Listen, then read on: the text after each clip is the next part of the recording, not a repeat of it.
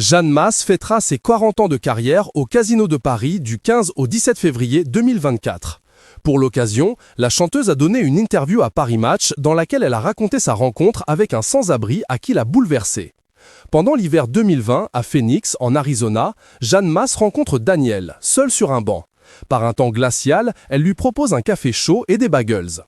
Il a soulevé cette couverture, il m'a lancé un sourire, je croyais que j'avais vu Jésus-Christ. Je ne suis pas croyante, mais là c'était waouh. J'ai vu une lumière, un sourire magnifique, confie la chanteuse de 65 ans. Cette rencontre la marque profondément. Et là j'ai été bouleversé. Il y avait beaucoup d'humilité dans ce sourire. L'artiste finit par lui rendre visite régulièrement. À chaque fois, il me demandait si ça allait, si j'étais bien dans ma vie, il montrait que c'était un échange. Il ne s'est jamais plaint, il me racontait juste sa vie, comme ça, toujours avec un sourire, explique Jeanne Mas émue. Rencontrer un Daniel dans son existence, c'est recevoir un cadeau du ciel. Jeanne Mas a dû subir quelques moments désagréables pour parvenir au succès dans les années 80.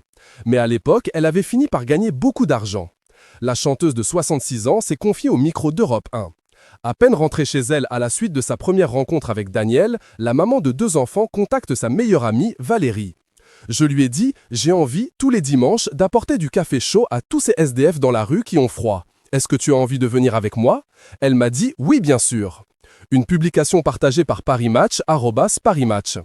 Tous les dimanches, pendant l'hiver 2020, les 2 amis ont sillonné les rues de Phoenix. J'avais appelé cela Happy Sunday. C'est bouleversant, une belle leçon de vie, d'humilité, de générosité. Les sans-abri ont même eu le droit à une fête de Noël. On leur a acheté plein de choses sympas et Ils chantaient « Oh, Happy Sunday » avec une chorégraphie.